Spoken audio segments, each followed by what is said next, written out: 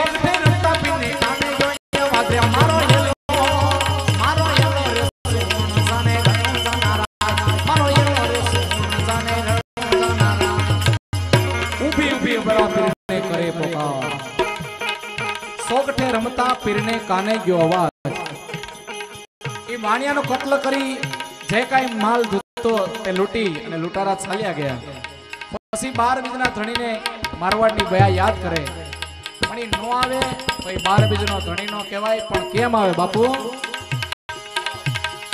ए लीलूडो से लीलूडो से लीलूडो से लीलूडो से लीलूडो लीलूडो लीलूडो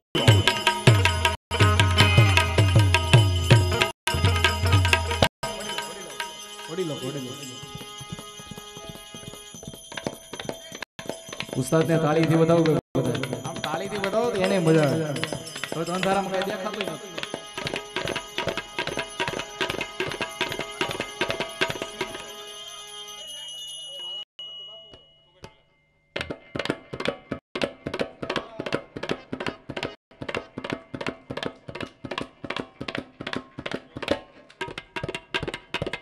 હા બાબુ હા घोड़ी लाखले रामा पीर घोड़ी ले लेते हैं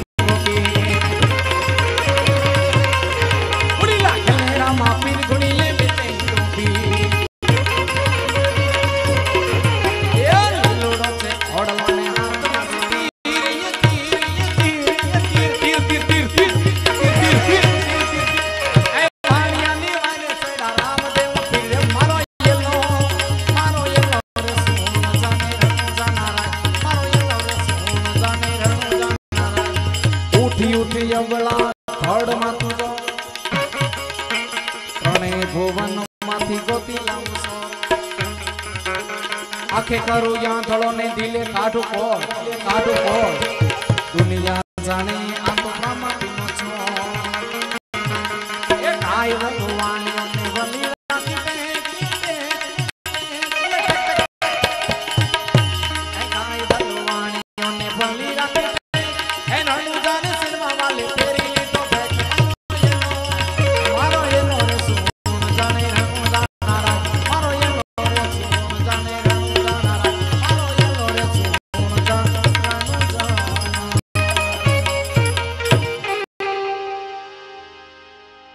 માતાઓની બહેનોની હાજરી છે અને જેમને ઘરે પ્રસંગ છે એમની ફરમાઈશ અને ખાસ કરીને જેના અર્થે ભેગા થયા છે એ દીકરીના વિદાયનો પ્રસંગ.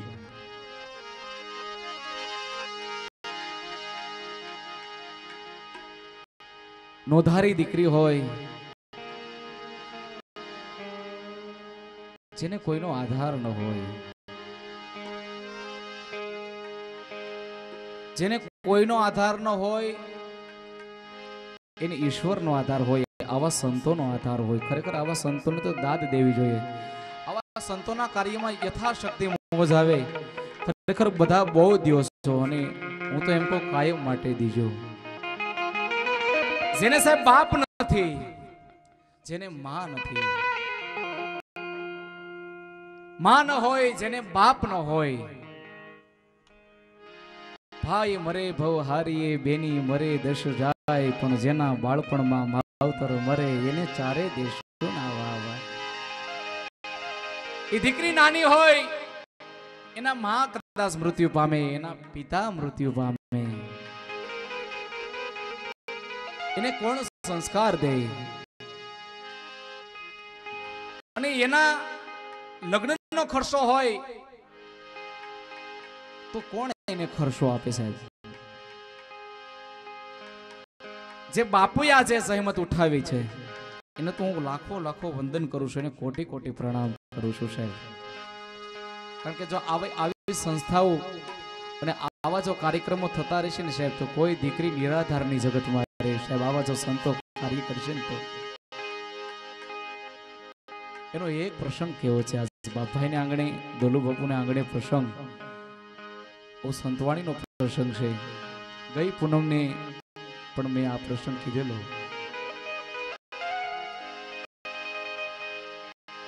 એક નાનું ગામ, દીકરી અને બાપને કેટલો પ્રેમ હોય, માં અને દીકરીને કેટલો પ્રેમ હોય. અને દીકરી શું કહેવાય? બાપુને ખુદને 3 દીકરી છે. દીકરી આજ લોકો એક સમાજમાં એક કહેવત છે કે દીકરી સાપનો ભારો છે.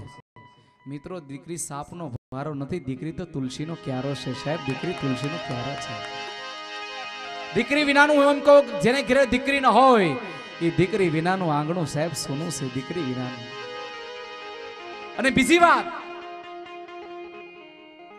કે હું ને તમે કદાચ ગમે ગામની અંદર જન્મા હોય બાપભાઈ, આ પડા મારું કદાચ તમારું ગામ છે કે મારું કદાચ મોટા ગામ છે, એ ગામની અંદર જન્મો છું, મારું શમશાન પણ નક્કી છે. વિચાર કરજો, દીકરી જન્મે છે ક્યાં, એનું શમશાન પણ ક્યાં, એ પણ નક્કી નથી સાહેબ. આથી બીજી ત્યાગને પાત્ર કઈ કહી શકાય?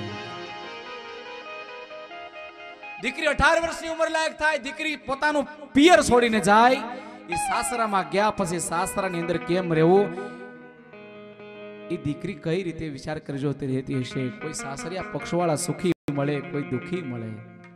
આપણે કોઈને ઘરે 5 દી મહેમાન થઈને ગયા હોય તો ન્યા નો હરખા રહીએ કે સાહેબ, મારે આવી રૂમ જોહે, આવું ઓઢવાનું જોશે, આવું પહેરવાનું જોશે. પણ જે દીકરી એમ કહેવાય, અરે આ દેશની દીકરીને, આ દેશની કદાચ દીકરીને ધન્યવાદ દેવો પડે.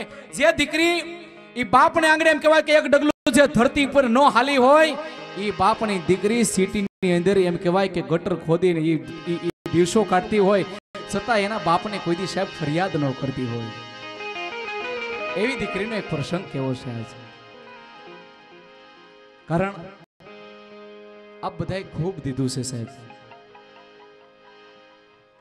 એક નાનું એવું ગામડું, એ નાના એવા ગામની અંદર કહેવાય કે થોડીક એવી વસ્તી,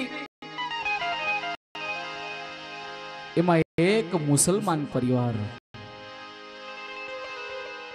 પણ એટલી બધી ગરીબાઈ આટો લઈ ગઈ છે, ઘરમાં એક ટકનું અનાજ નથી, એક ટકનું ખાવાનું નથી, અને ઈ મુસલમાન બાપને એક નાની દીકરી, એનું નામ છે કરીમા, અને કરીમા દીકરી એ વર્ષ દિવસની થઈ, પણ પોતાની માતા એમ કહેવાય કે કુદરતને ન ગમ્યું હોય, પોતાની માતા એમ કહેવાય કે સ્વર્ગસ્થ થઈ, પણ મા વિનાની દીકરી, બાપને ઘરમાં ખાવા નથી, બાપ દાડીએ જાય, મજૂરીએ જાય કે પછી પોતાની દીકરીને ધ્યાન રાખે, જ્યાં મજૂરીએ જાય ત્યાં પોતાની દીકરીને સાથે લઈને જાય, કોક દીક મજૂરી આવે, કોક દીક મહેનત મજૂરી કરી અને દીકરીને પોતે ભીખો રે બાપ, આ દેશની અંદર મા બાપનો ધન્યવાદ છે. ભૂલો ભલે બીજું બધું, મા બાપને ભૂલશો નહીં, ભૂલો ભલે બીજું બધું મા બાપને, અગણિત સે ઉપકાર એના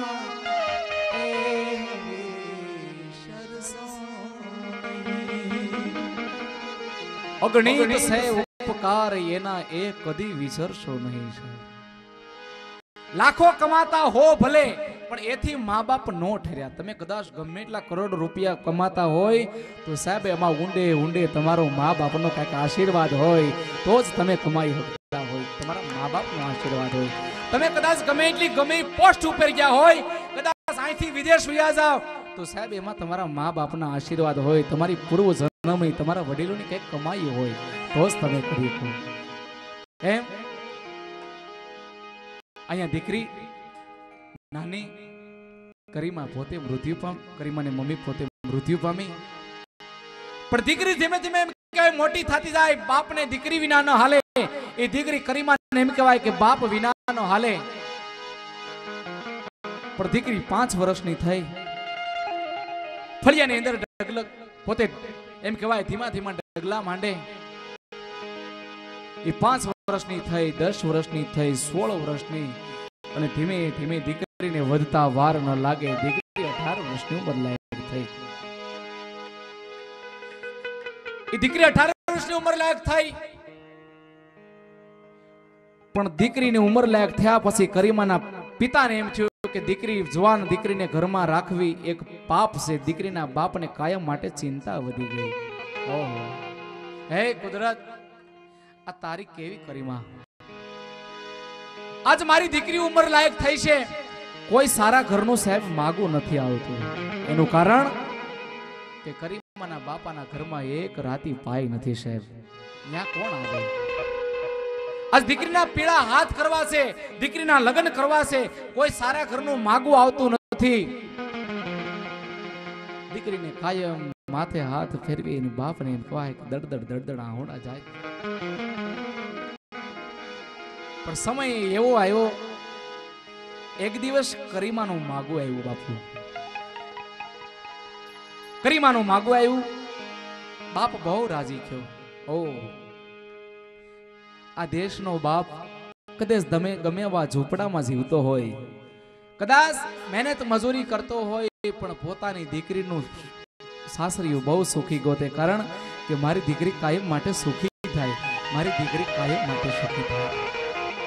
કરીમાને પિતાને એમ થયું કે મારી દીકરી કરીમાનું માગું તો આવ્યું ને, ચાલ એને હા પાડી દીધી. એ કરીમાની સગાઈની હા પાડી સમય જતા દીકરીની જાન આવી. એ મુસ્લિમ રીત રિવાજ પ્રમાણે કરીમાના લગ્ન થયા. આપણામાં પણ એ લગ્ન થયા પછી વિદાયના પ્રસંગમાં ગીતો ગવાતા હોય કે આદર્શ આદર્શ પીપળો પાદસ દાદા નાખે આજ દાદા રે વળાવે તને મારી દીકરી દીકરી તમે ડાયા થઈ રે જો આદસ યાદસ સુખી કુલો આદસ દાદા ના ખેતર દાદા રે વળાવે તને મારી દીકરી દીકરી તમે ડાયા થઈને રહેજો આજ માંડવાની અંદર દીકરી આવે અને બે હાથ આમ હોય એ બે હાથ એનું કારણ એ છે દીકરી બાપને કહેતી બાપ એક હાથમાં મારા બાપની મર્યાદા સંસ્કાર ભરીને હું જાઉં છું એક હાથમાં મારા સાસરિયા પક્ષના સંસ્કાર અને મર્યાદા ભરીને જાઉં છું જ્યાં લગી બાપ હું જીવતી હશે ને તેથી તારા બાપ તારા કલંક પર હું કલંક નહીં લગવા દઉં તારા ખાનદાન ઉપર એ દીકરી બાપને કહેતી હોય અહીંયા દીકરી કરીમાની વિદાય થઈ પણ દીકરી સાસરીએ ગયા પછી હવે સાંભળ્યો જે દીકરીનો બાપ એક મિનિટ દીકરી વિના નથી રહી શકતો એ દીકરી વિનાનો બાપ આજ ઘરમાં એકલો એકલો રડે છે આજ દીકરીને બાપનો કેટલો પ્રેમ પણ દીકરી કરીમા સાસરે ગયા પછી વર્ષ દિવસ થયું 2 વર્ષ થયા પણ કોઈ કરીમાનો ક્યાંયથી કાગળ આવતો નથી ક્યાંયથી કરીમાનો કોઈ સમાચાર આવતા નથી એ દીકરી વિનાનો બાપ એમ કહેવાય કે કાગળની વાટે છે પોતે વિચાર કરે કે મારી દીકરી કરીમા ખુશી હશે મેં અજાણ્યા સાસરિયા પક્ષમાં દીદી મારી દીકરી સુખી તો હશે ને એ પોસ્ટ ઓફિસ એમ કહેવાય કે મેનેજર એ પોતાના ખડકી પાસેથી નીકળે પોતાની ડેલી પાસેથી નીકળે એ ગરીબ બાપ મુસલમાન બાપ હાલી હકતો નથી કારણ કે ખાધે પીધે પોતાના ઘરમાં ખાવા પીવાનું રાતે પાય નથી એ બાપ દોડીને એટલું કર્મચારીને કે હે પોસ્ટ ઓફિસના મેનેજર સાહેબ જો તો મારી દીકરી કરીમાનો કાગળ આવ્યો તમે જો તો મારી દીકરી કરીમાનો કાગળ આવ્યો પણ પોસ્ટ ઓફિસનો મેનેજર ના પાડે નહીં ભાઈ તમારો કાગળ નથી આવ્યો એક જ દિવસ થાય બીજો દિવસ થાય ત્રીજો દિવસ થાય કાયમનું એમ કહેવાય કે ત્યાંથી સાયકલ નીકળે અને બાપ દોડ દે કારણ કે દીકરીનો બાપ એ દીકરીના વિરહની વેદના એ પોતાનો બાપને જ ખબર હોય બીજા તો શું સાહેબ જાણી શકે હે શું દીકરી પ્રત્યેનો પ્રેમ છે પણ એ દીકરીનો કાગળ ન આવે અને એમ કહેવાય પોસ્ટ ઓફિસનો મેનેજર ના પડે પોતાના દિલમાં બહુ દુઃખ થાય ઘરમાં આવી અને પોતાનો બાપ એકલો એકલો રડે કે હે કુદરત હે પરવરદિગાર હે અલ્લાહ હે ઈશ્વર હે ખુદા જ્યાં મારી દીકરી હોય ત્યાં બાપ તું એને સુખી રાખજે એને ખુશી રાખજે મેં મારા પિયરની અંદર મારા ઘરની અંદર મારી કરીમાને કોઈ દી સુખનો ચાંદલો નથી ઉગ્યો હે કુદરત મારી કરીમાને તું સુખી રાખજે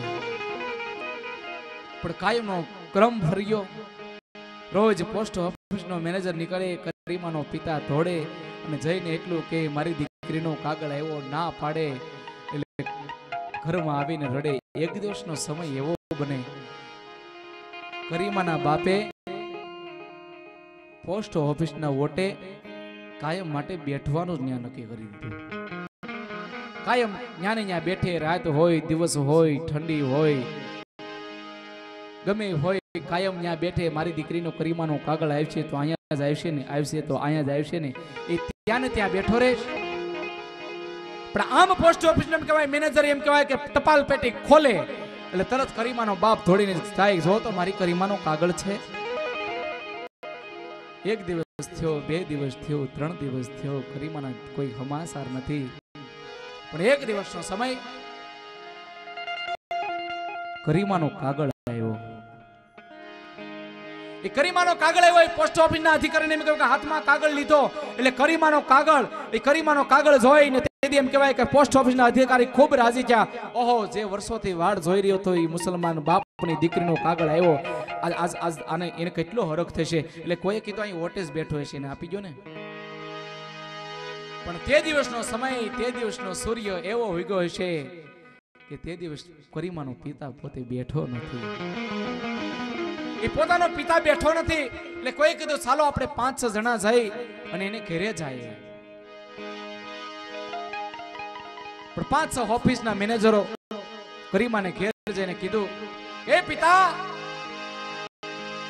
તમારી દીકરી કરીમાનો કાગળ આવ્યો છે. એ બાપ, વર્ષોથી તે સમયે તમે જે વાડ જોતા હતા એ દીકરી કરીમાનો કાગળ આવ્યો છે. પણ કોઈ અંદરથી સમાચાર નથી મળતા સાહેબ.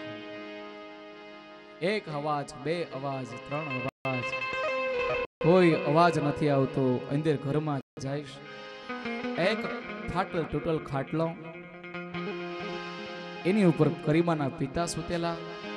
સાહેબ, ઓઢવા સારી ચાદર નથી, માથે ઓઢવા સારી ચાદર નથી. કેટલી ગરીબી હશે. એ પોસ્ટ ઓફિસના મેનેજર કહેવાય કે આમ ચાદર ખેંચી કીધું, લ્યો તમારા દીકરી કરીમાનો કાગળ આવ્યો. પણ ત્યાંથી કેમ જવાબ આવે? એનું તો પ્રાણ પંખેડું કાયમ માટે સાહેબ ઉડી ગયું. પ્રાણ પંખેડું કાયમ માટે ઉડી. પોતાને પ્રાણ નથી, પણ એક હાથની માલિપા ચીઠી લખેલી. કોઈ પોસ્ટ ઓફિસના અધિકારીને આમ હાથ ઉપર નજર ગઈ. એ ચીઠીમાં સાહેબ એટલું જ લખેલું કે, હે પોસ્ટ ઓફિસના અધિકારી, હે કર્મચારી, કદાચ મારી દીકરી કરીમાનો કાગળ આવે અને તમને મળે તો મારું છેલ્લે એટલું કામ કરજો, મારી કબ્રસ્તાન ઉપર આવીને વાંચજો, જેથી મારા આત્માને સદગતિ મળે. મારી કબ્રસ્તાન ઉપર આવીને વાંચજો, જેથી મારા આત્માને સદગતિ. સાહેબ, દીકરીને બાપનો કેટલો વિરહ છે, કેટલો એનો પ્રેમ હશે. ઈ માં બાપ વિનાની દીકરી જ્યાં લગ મળીને માં ત્યાં લગી પરમેશ્વર પણ પશુ કહેવાનો, પણ જાયો જશોદાને ત્યાં તો કાન કહેવાનો કાગડા. હે ભગવાન કૃષ્ણને એમ થયું કે હું ઘરે ઘરે કદાચ હું જઈ નહીં શકું, એટલે એને માનું સર્જન કર્યું, એને શક્તિનું સર્જન કર્યું, એને દેવીનું સ્વરૂપ કર્યું. એવું એક વિદાયનું ગીત સાહેબ રજૂ કરવું છે. કારણ કે જેથી બંધાવડ આશ્રમની અંદરથી સમૂહ લગ્ન થશે, એ મા બાપ વિનાની દીકરીઓ સાસરે જશે, અને મા બાપ વિનાની દીકરીઓ સાસરે જશે, અને એના અમીના આશીર્વાદ નીકળશે ને, તેથી બાપ તમને એનું 100 ગણું તમને એનું ગણ મળશે, તમને 100 ગણું મળશે. આમ જુઓ તો અહીંયા સુસો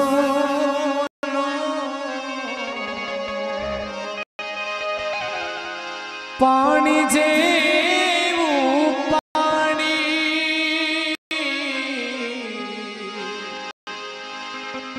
આમ જો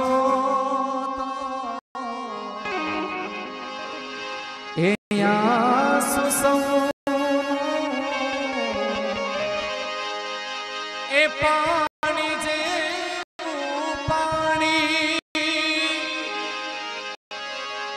ઈ સુખનું છે દુઃખનો એ તો કોઈ શક્યું ન જાણે,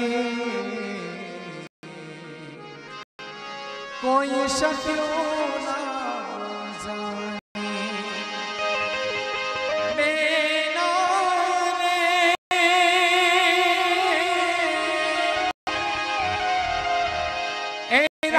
કરે સુખ તારું કોઈથી, મારો કુદરત કરે સુખ તારું કોઈથી, એ નજરો ન નજરાય, આ દીકરી તો પારકી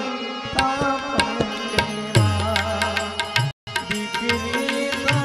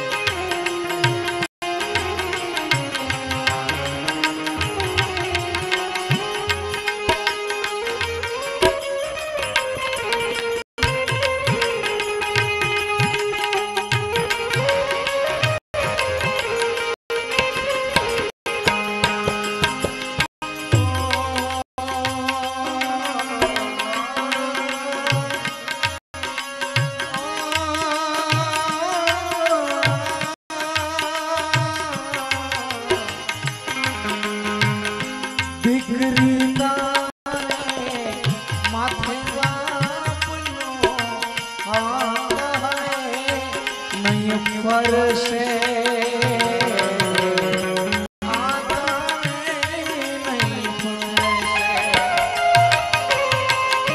रमती तू से घर मायनी पीते भी तो रड़से पीते भी तो रड़से